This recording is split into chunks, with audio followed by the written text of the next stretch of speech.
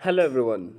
शुरू करने जा रहे हैं तीसरा question from accounting for partnership form fundamentals. जैसा कि यहाँ पर हम देख रहे हैं ए और बी दो पार्टनर्स हैं और नेक्स्ट इन्फॉर्मेशन है their capital account showed the balance on April 1 2015। 1 अप्रैल 2015 में उनका कैपिटल है 4 लाख एंड 3 लाख, मीन्स ए का है 4 लाख, बी का है 3 लाख।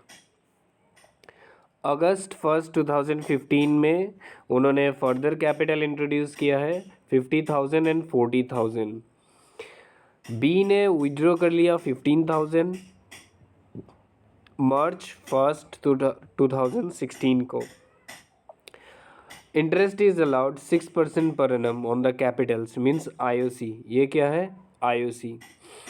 अब हमें क्या करना है? Compute IOC for the year ending March 31, 2016। तो ज़्यादा कुछ इन्फॉर्मेशन है नहीं, जितना इन्फॉर्मेशन है उन्हीं के ऊपर बेस करके हमें आईओसी कैलकुलेट करना है। तो फिर हम सॉल्यूशन शुरू करते हैं। पहले ही हम कैलकुलेशन करेंगे ए का, जो कि फर्स्ट पार्टनर है।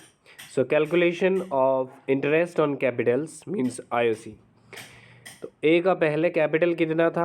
4 लाख, जो कि 4 महीने तक था। कैसे 4 महीने? 1 अप्रैल 2015 से लेके 31 जुलाई 2015, क्योंकि 1 अगस्त को उसने कुछ और पैसे इंट्रोड्यूस किए थे, 50,000 रुपये। ठीक है, तो उसका कैलकुलेशन हम बाद में करते हैं। तो 1 अप्रैल से लेके 31 जुलाई तक उसका सेम बैलेंस रहा है, वो है 4 लाख। तो 4 लाख के ऊपर कैलकुलेशन करेंगे।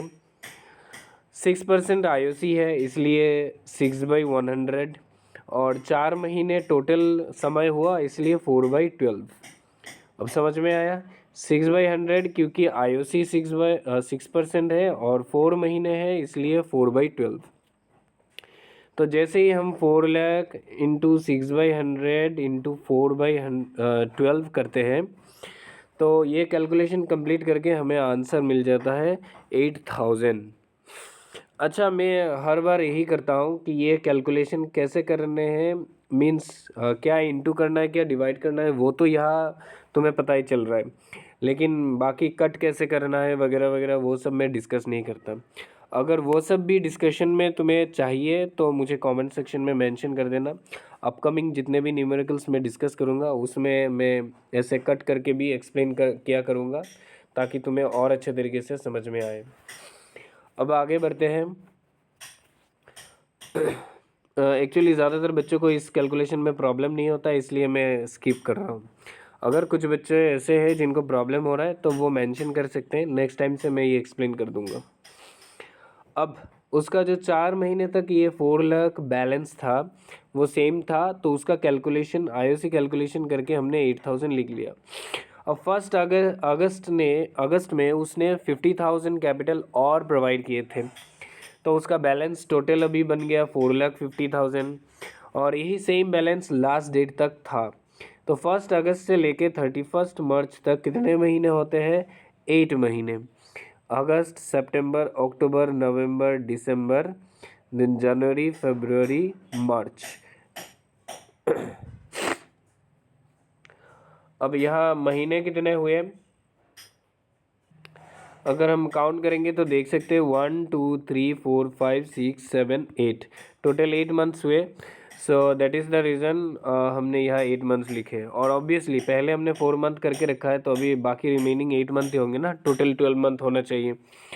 तो हर तरीके से हमने ड्यूरेशन चेक कर लिया, ये सही है 8 मंथ्स।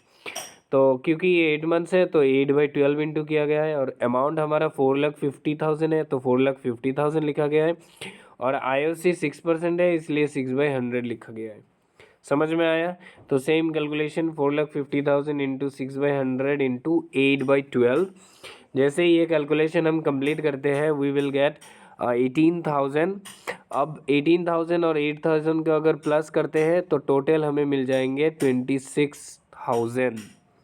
तो इसी के साथ हमारा पार्टनर ए का कैलकुलेशन ख़त्म होता है। अब हम कैलकुलेशन करेंगे पार्टनर बी का। अब हम कैलकुलेशन कर रहे हैं पार्टनर बी का। बी का पहले बैलेंस कैपिटल का था 3 लाख, जो कि 1 अप्रैल से लेके 31 जुलाई तक सेम था, दैट मीन्स 4 मंथ्स। सो इसीलिए हमने 3 लाख इंटू 6/100 इंटू 4/12 किया। तो जैसे ही ये कैलकुलेशन कंप्लीट करते हैं वी विल गेट 6000, तो वो हमने लिख लिया। ये सेम ए का जैसे कैलकुलेशन किया था बी का सेम वैसे ही कर रहे हैं। अब बी का देखो, उसने फर्दर कैपिटल इंट्रोड्यूस किया था कब, 1 अगस्त को, और ये कब तक सेम था, February 29 तक। अब February 29 यानी कि फरवरी तक था, ये हमें पता चल गया। और क्वेश्चन में इंफॉर्मेशन दिया गया था कि 1 मार्च को उसने क्या किया था, विड्रॉ किया था। तो अब ये जो 1 मार्च को उसने विड्रॉ किया, दैट मीन्स 1 मार्च को उसका बैलेंस चेंज हो जाएगा। तो उससे पहले वाले डेट में उसका बैलेंस सेम था, तो उसका पहला वाला डेट ऑब्वियसली फरवरी का लास्ट डेट होना चाहिए। अब फरवरी का लास्ट डेट नॉर्मली 28 फरवरी होता है, तो 29 कैसे पता चला हमको? हमने ये जो ईयर मिला था उसको चेक किया कि वो 4 से डिवाइड होता है कि नहीं। अगर वो होता है दैट मीन्स वो वाला ईयर लीप ईयर है और फरवरी मंथ में 29 डेज होंगे। तो 2016 को अगर 4 से डिवाइड करना चाहो तो ईज़िली डिवाइड कर पाओगे। 4 5 ज़ा 20, 4 0 ज़ा 0, 4 4 ज़ा 16, 4 4 ज़ा 16। ओके, जो भी हो हम इसको इजीली डिवाइड कर पाते हैं, कोई रिमाइंडर नहीं रहता है। तो हमें पता चल जाएगा कि ये लीप ईयर है, इसलिए हमने February 29 लिखा है। लीप ईयर में फरवरी का 1 डे एक्स्ट्रा हो जाता है। तो ये हमें पता चल गया कि 1 अगस्त से लेके February 29 तक इसके बैलेंस 3,40,000 सेम थे। पहले 3 लाख था, 40,000 उसने 1 अगस्त को फार्म को प्रोवाइड किया, तो उसका 3,40,000 हो गया। अब इसका 1 अगस्त से लेके February 29 तक 7 महीने होते हैं, तो उसका इंटरेस्ट कैलकुलेशन करने के लिए हमने 3,40,000 इंटू 6/100 इंटू 7/12। 6/100 क्योंकि IOC 6% है, और 7/12 क्योंकि 7 महीने का इंटरेस्ट चेक कर रहे हैं हम।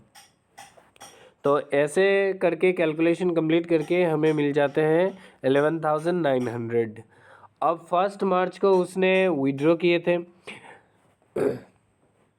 अगर क्वेश्चन ध्यान से देखोगे तो विड्रॉ अमाउंट वहाँ पर मेंशन किया हुआ है कि बी ने विड्रॉ किया है 15,000 1 मार्च को।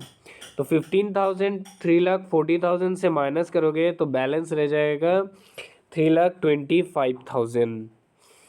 सो 3,25,000 1 मार्च से लेके 31 मार्च यानी कि 1 महीने था, तो 1 महीने का इंटरेस्ट कैलकुलेशन करेंगे।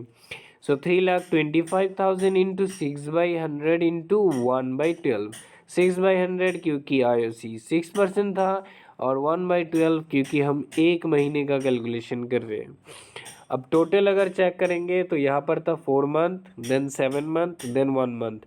तीनों को प्लस करेंगे तो टोटल हो जाएगा 12 मंथ्स। हमेशा टोटल 12 मंथ्स ही आना चाहिए क्योंकि पूरे 1 साल का कैलकुलेशन हम करते हैं। अब ये जो 1 महीने 3,25,000 था उसका 6% इंटू 1/12 जैसे ही करते हैं तो हमें आंसर मिल जाता है 1625।